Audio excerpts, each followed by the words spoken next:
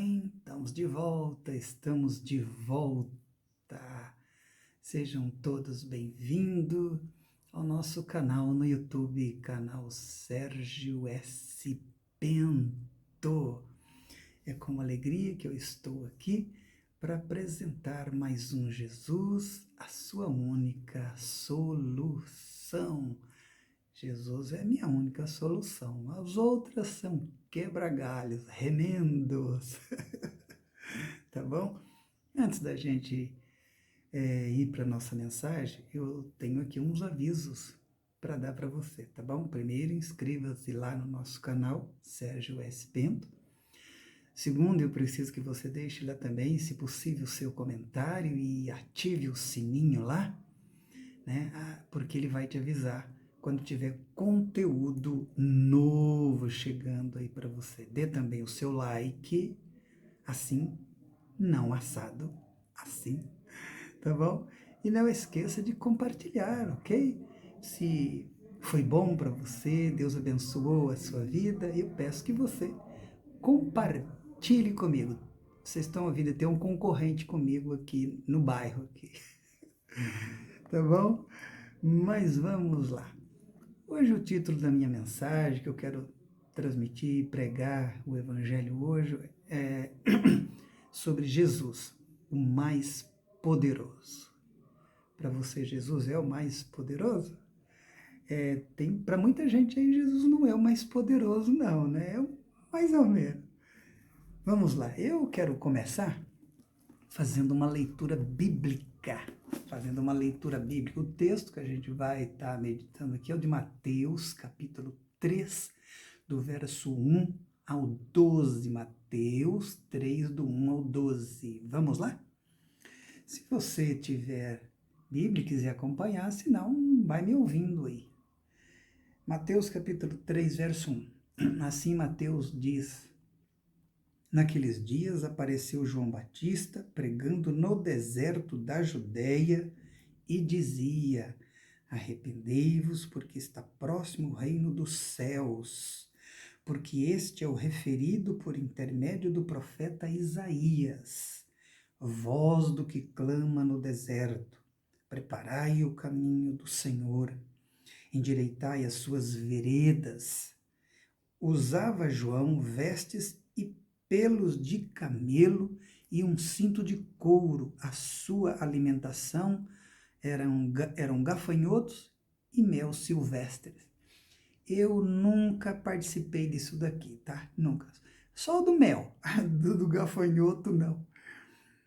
Mateus continua no verso 5. Então saíram a ter com ele Jerusalém, toda a Judéia e toda a circunvizinhança do Jordão. E eram por ele batizados no rio Jordão, confessando os seus pecados. Vendo ele, porém, que muitos fariseus e saduceus vinham ao batismo, disse-lhes: Raça de víboras, quem vos induziu a fugir da ira vindoura? João pegou pesado. Produzi, pois, frutos dignos de arrependimento. E não comeceis a dizer entre vós mesmos: temos por pai Abraão, porque eu vos afirmo que destas pedras Deus pode suscitar filhos de Abraão. Já está posto o machado à raiz das árvores. Toda árvore, pois, que não produz bom fruto, é cortada e lançada ao fogo. Verso 11.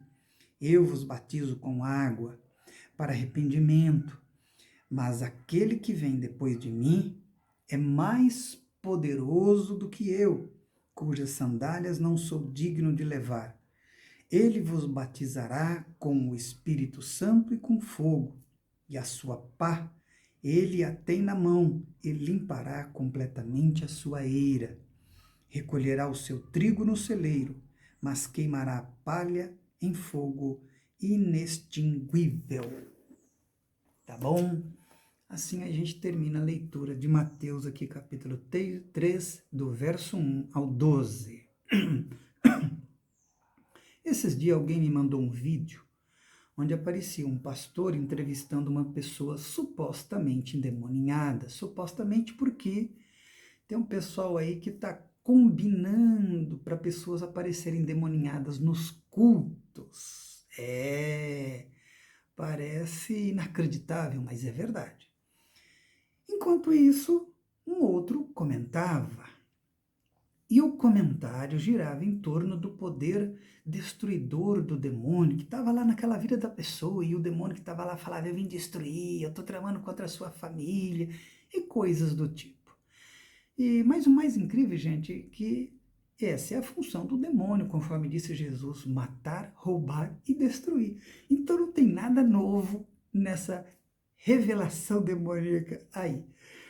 Então você veja bem, esse tipo de coisa gera medo nas pessoas e as mantém refém, não só dos demônios, acredite, mas de pastores, da religião. Aí as pessoas estão nessas reuniões e vê esses pastores entrevistando demônios, as pessoas ficam com medo. E aí o pastor faz questão de exaltar, encher a bola dos demônios, falando como eles são poderosos. As pessoas ficam com medo. E aí o pastor diz, por isso que você tem que vir na corrente, por isso que você não pode faltar nos cultos. E as pessoas acreditam. E elas ficam refém daquele pastor, daquele sistema religioso que está ali. É realmente lamentável. Eu quero dizer para você já de início, que quem é discípulo de Jesus, Jesus dos evangelhos, não desse pessoal que está por aí, não, esse Jesus fabricado pela religião, pelos homens, para seus interesses. Mas o Jesus dos evangelhos, ele é o mais valente, ele é o mais poderoso do que qualquer demônio, dos demônios inteiros que existem, todo tipo de demônio. E eu não quero perder tempo falando sobre demônio, mas sobre Jesus, porque o meu negócio é Jesus. João Batista, aqui nesse texto que a gente leu, teve uma visão de Jesus como o mais poderoso. E na narrativa, Mateus compartilhou isso com a gente. Quando a gente começa a leitura, a primeira coisa que a gente vê é a missão de João Batista. A missão de João Batista é preparar o caminho do Senhor, diz aí no verso 3, conforme eu li. Voz do que clama no deserto, preparai o caminho do Senhor. Essa citação de Mateus é de Isaías 40, quase 700 anos atrás. O profeta Isaías anunciava esse retorno de Deus trazendo consolo, perdão, restauração e glória para o povo judeu, porque o cativeiro havia feito um estrago grande na vida daquele povo, e agora, depois, o profeta Isaías, no capítulo 40, fala essa mensagem, que é linda, que é maravilhosa. Se você puder fazer a leitura lá, você vai ver. E isso gera uma esperança muito grande no coração do povo, que Deus estava retornando de volta à vida do seu povo, e aquele povo sofrido. Assim também faz o pecado na vida nossa, na vida de todo ser humano. O pecado quer manter a gente cativo, preso, amarrado. O pecado é o desalinhamento do ser. E esse realinhamento do ser humano só acontece em Jesus e com Jesus. Então, a profecia de Isaías, há séculos antes, é motivo de ânimo muito grande entre o povo judeu. Eles, afinal, estavam esperando Deus de volta, a vida deles seria restaurada, eles seriam abençoados, renovados, curados, perdoados. Então, eles estão cheios de expectativa por causa dessa profecia, por causa dessa palavra do profeta Isaías. Aí vem uma pergunta, como que a gente se prepara, ou como que o povo judeu deveria se preparar para a vinda de Deus, desse rei e do seu reino? Porque quando Jesus vem, ele anuncia a chegada do reino de Deus. Como o povo deveria se preparar? Quando você lê o texto, verso 1 e verso 5, diz que a primeira coisa é que o povo tinha que ir para o deserto. O verso 1 diz, naqueles dias apareceu João Batista pregando no deserto da Judéia. E o verso 5 diz que o pessoal de Jerusalém, da Judéia e da região iam para o deserto para se encontrar com João Batista, para ouvir a palavra de Deus que ele tinha, para falar da vinda desse Messias, desse rei e do seu reino. Veja bem que João Batista não vai para Jerusalém, a capital, a sede religiosa, do poder religioso, do templo, a cidade dos mestres da lei, da religião, do judaísmo. Não. Ele vai para o deserto. E o povo que quer ouvir essa palavra de Deus de esperança para restaurar, para serem curados, perdoados, tem que ir para onde? Para o deserto.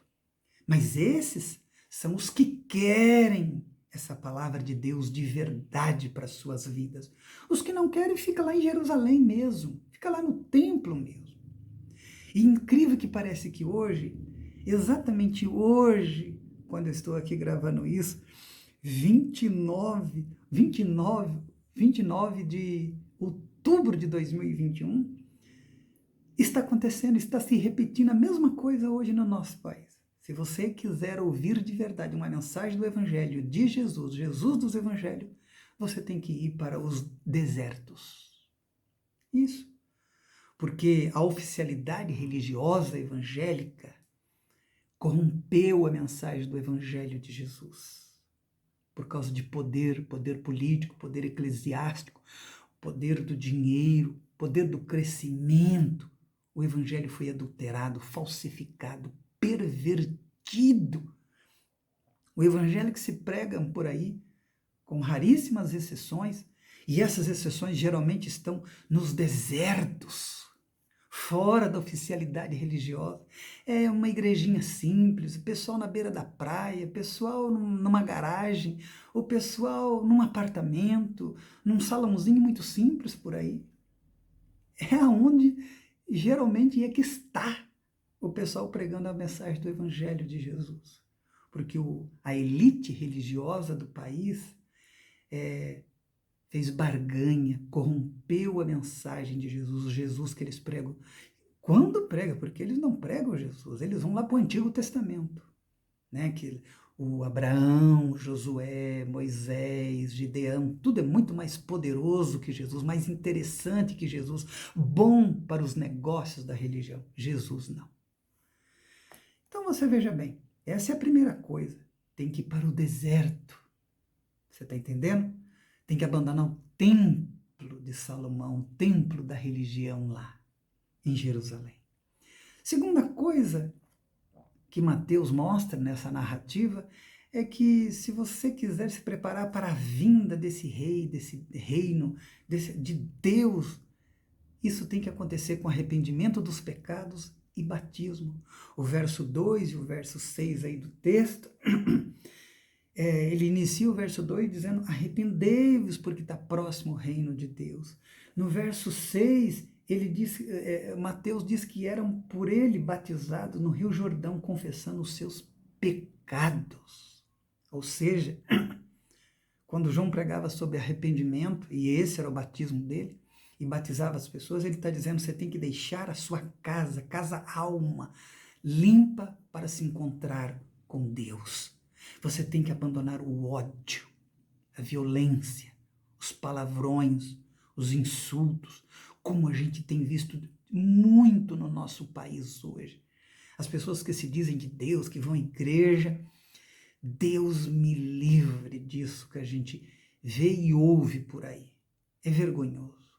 Tem que abandonar as ideologias, porque agora a ideologia política está acima de Jesus, do Evangelho. Não? Bom, o que diz isso, o que diz a minha ideologia, eu sou de direita, não, eu sou de esquerda, eu sou de centro, seja lá do que você é.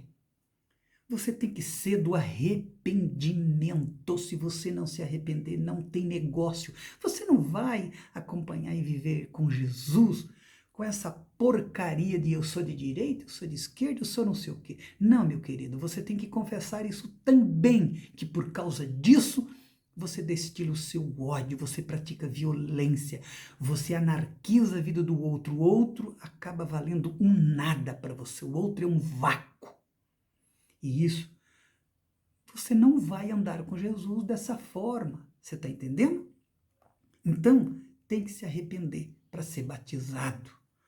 Agora, João Batista percebe que tem um grupo ali, naquele movimento vindo para ser batizado com ele, que quer fazer as coisas do jeito deles. Conforme o verso 7 e 10, a leitura que eu fiz aí, tem os fariseus e os saduceus, para quem bastava o ritual do batismo. Era o suficiente, eles não precisavam confessar os pecados. Interessante que sempre quem é religioso acha que está preparado para se encontrar com Deus. Afinal, eu faço meus jejuns, minhas orações, eu leio a Bíblia, eu vou na igreja em todos os cultos, eu não perco nada. E aí a pessoa diz, eu estou preparado, para que esse negócio de arrependimento e tudo mais? Afinal de contas, olha só, se você dá uma olhada para o lado de fora, eu estou maravilhoso, cheirando, o cachorro está cheirando, o carro está limpo, a casa está limpa, olha que coisa maravilhosa é a minha vida. Mas vai ver do lado de dentro. Será que do lado de dentro está da mesma forma que o lado de fora? Olha, quase sempre não. Porque geralmente moralistas e legalistas, gente que pensa assim, religiosos, eles têm essa vida que eles acham que tem com Deus pro lado de fora. Tudo bonitinho, tudo arrumado, tudo cheiroso. Mas pro lado de dentro, como diz Jesus, é sepulcros caiados. Pro lado de fora tá bonito, mas por dentro só tem aí esqueletos. Esqueletos, tá bom? Então você veja bem, João contesta essa moçada. Ele diz, não, vocês têm que se batizar, não vem com essa de pro lado de fora, bela viola, como diz o pessoal, pão bolorento, né? Não, tem que estar pro lado de fora e pro lado de dentro. Para seguir Jesus não tem essa na base do jeitinho, como nós brasileiros gostamos muito de fazer. E a gente leva isso para a nossa relação com Jesus. Ah, Jesus. Aí depois a gente diz, Jesus é um cara legal. Ele me aceitou do jeito que eu sou assim mesmo. E Jesus é bacana, Jesus quebrou essa para mim. Não é bem assim, querido. Você precisa se arrepender, você precisa olhar para dentro de você, de verdade, para se preparar, para se encontrar com Deus, com o Rei e com seu reino, tá bom? E aí, João não tinha só a missão de preparar essa vinda do Messias, mas ele também passa a falar sobre aquele que vem depois de mim, conforme ele diz aí no verso 11, logo no início. Então, veja só, Mateus mostra que João tinha alguma consciência de quem seria aquele que viria após ele. Vejamos três coisas que João Batista sabe sobre aquele que viria após ele. A primeira coisa é que João Batista sabe que ele é mais poderoso do que eu. Ou seja, João Batista reconhece que aquele que vem após ele, de quem ele foi preparar o caminho, é mais poderoso do que ele. Mas aí você diz assim, ou a gente se pergunta, mas quem era João Batista?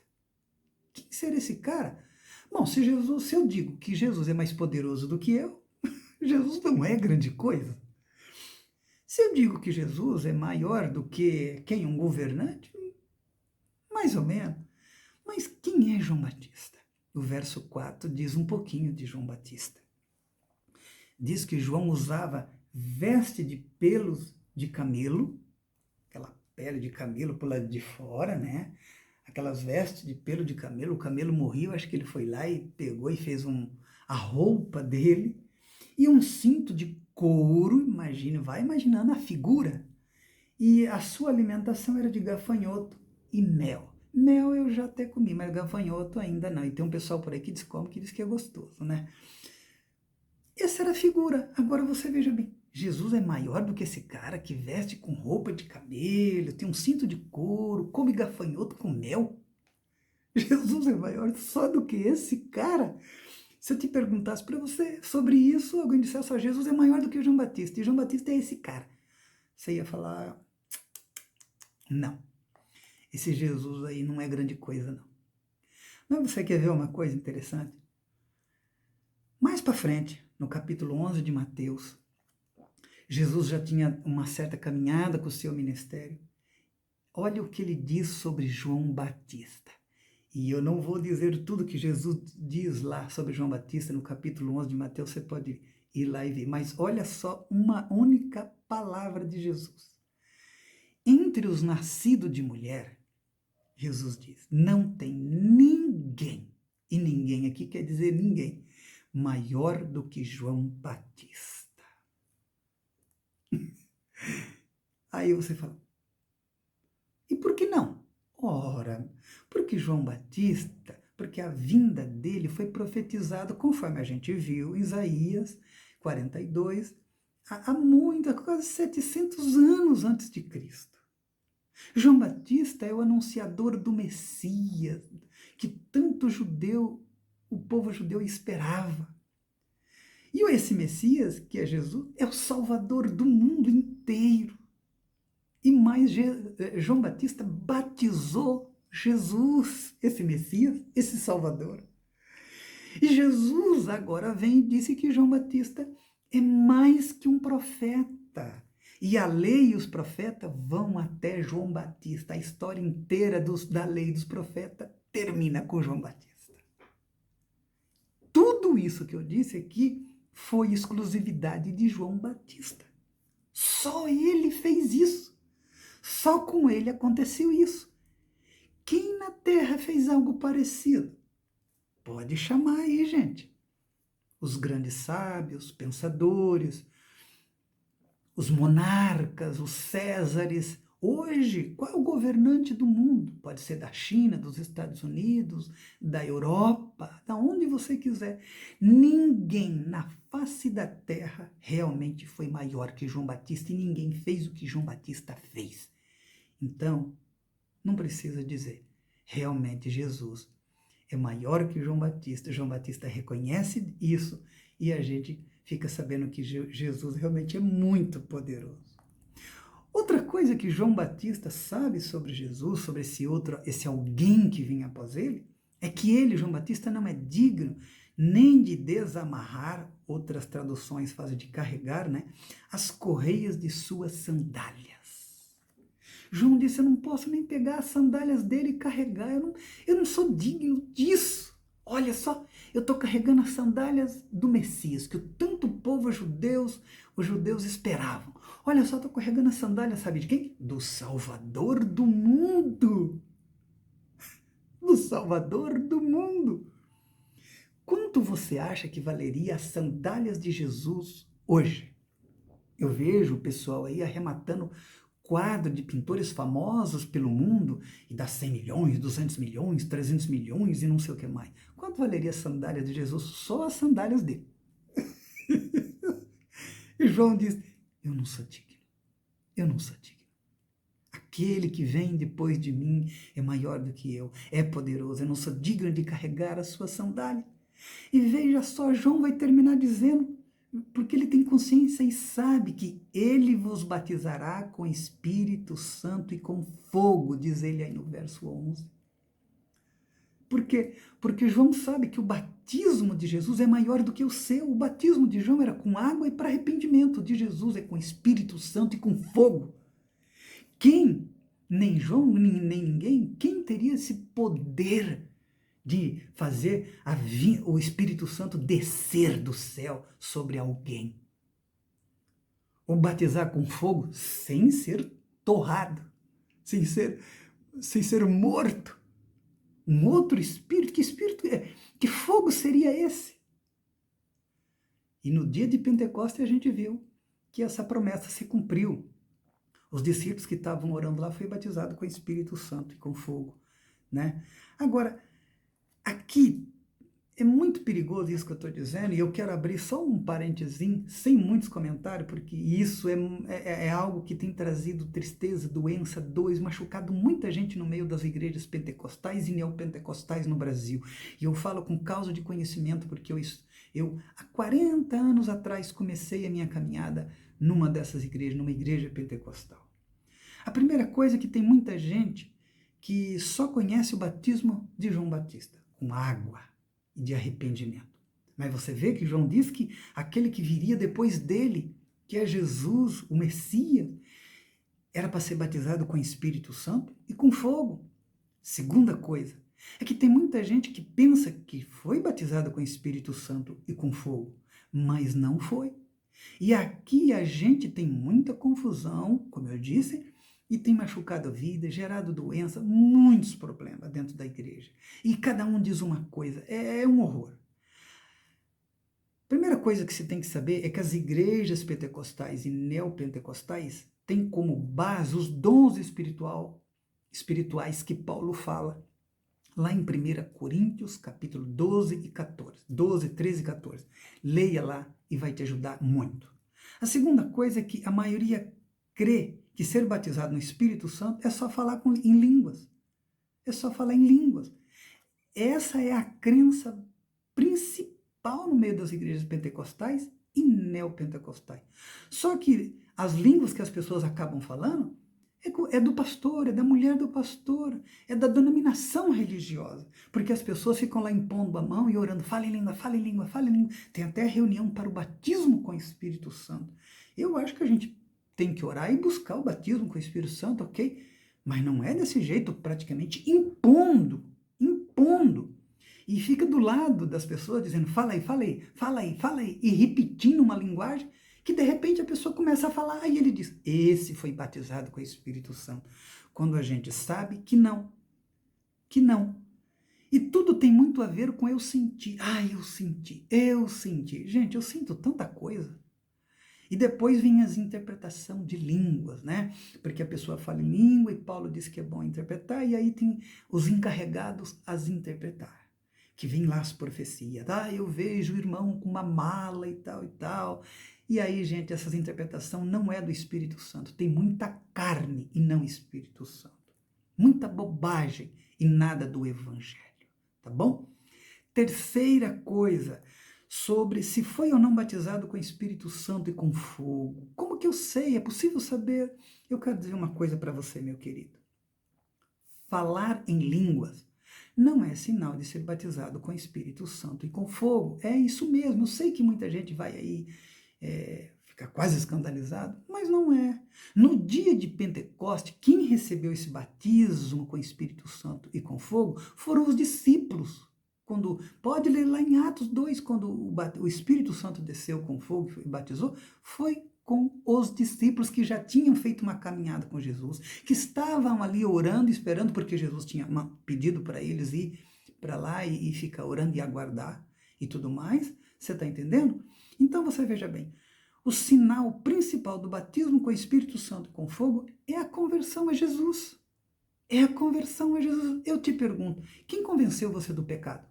O Espírito Santo. Quem Jesus disse que ensinaria tudo sobre o próprio Jesus? O Espírito Santo.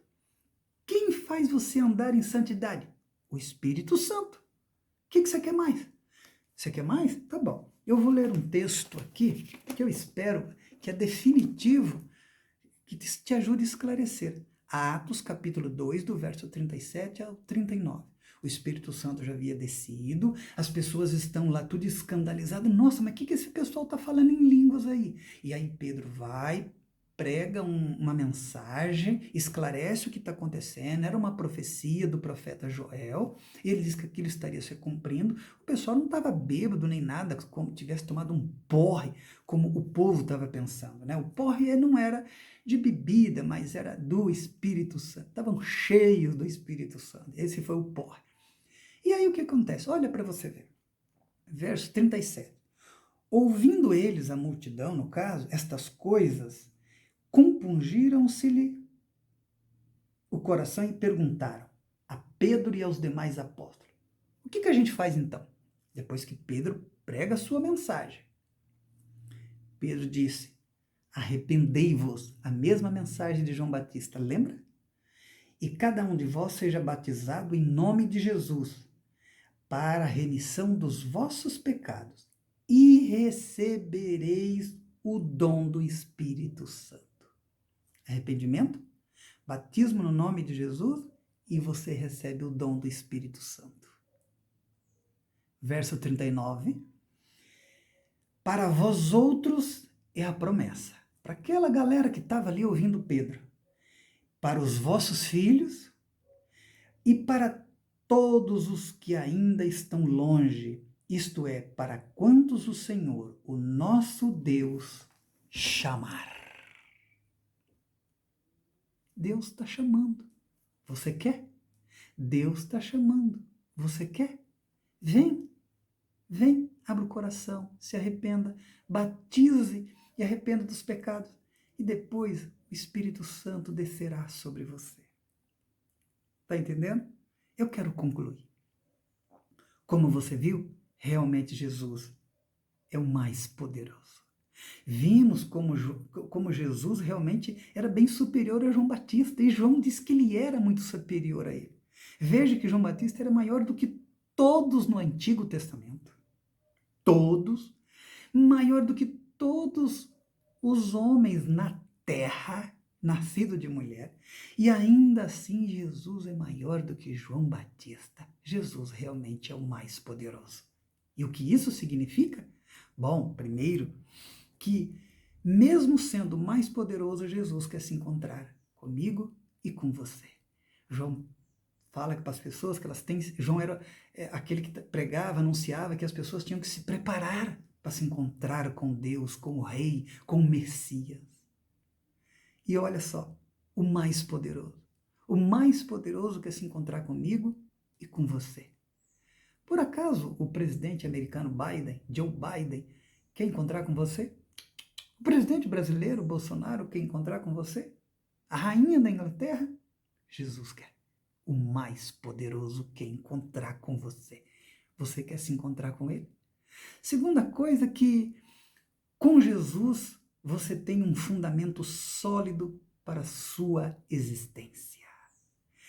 Hoje a gente vive na era do conhecimento, de tecnologias, e aí o pessoal pensa que tem tudo, não falta mais nada na vida deles. Falta.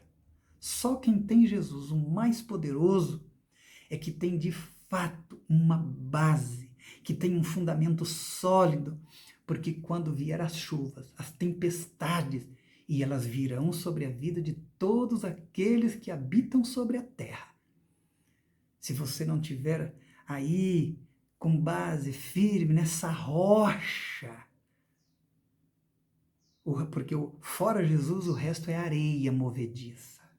Só Jesus é rocha sólida, só a palavra dele é rocha sólida, só o evangelho é rocha sólida. Então, meu querido, eu sinto muito. Vai ser como areia movediça, vai ruir tudo. Então, se você tem Jesus, você tem um fundamento sólido que aguenta as tempestades da existência da sua vida. E para terminar, que esse caminho para se encontrar com Deus só pode ser feito por você e por ninguém mais na terra. Sua mãe não pode, seu pai não pode, seus filhos não podem, você também não pode fazer para eles, é só com você.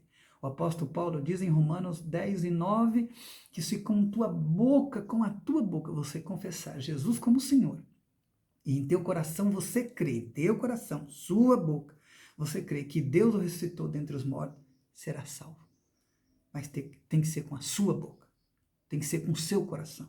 Tudo tem a ver com você, e é só com você. Multidão não tem nada a ver com Deus. Deus nos vê de maneira individual, tá bom? Deus está vindo. Prepare o caminho, prepare o seu coração para se encontrar com Ele. Está chegando, a nova era chegou do Evangelho de Jesus, o reino de Deus, é um novo tempo. O Evangelho é diferente de tudo. E se você quiser experimentar isso, o mais poderoso, e o Evangelho é mais poderoso do que qualquer mensagem na face da terra, você precisa abrir seu coração. E Jesus está chamando, chamando. Você quer o mais poderoso? Vamos orar. Senhor Deus, eu peço que o teu Espírito Santo abra esse coração, toca nessa vida e revele a cada um que Jesus é o mais poderoso. Que a mensagem do Evangelho de Jesus é a mais poderosa na terra e a única que pode trazer salvação, perdão de pecados, cura, transformação total do ser humano. Somente a mensagem do Evangelho de Jesus. Amém. Tá bom? Deus abençoa você, Deus abençoa muito você, compartilha essa mensagem, tá bom? E logo mais a gente volta com mais um Jesus, a sua única solução. Deus abençoe.